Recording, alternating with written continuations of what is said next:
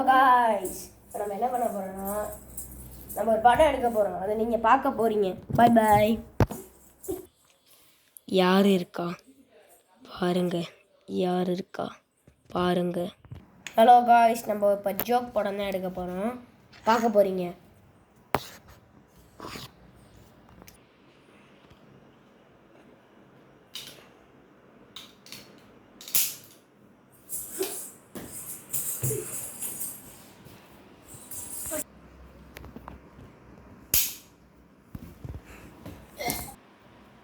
வாழ்க்கையே பிடிக்கிறது இது விஷத்தை குடிச்சது இருக்கலாம். சரிம்மா, ஐயா அம்மா எடுத்து வச்சுருந்தாங்க.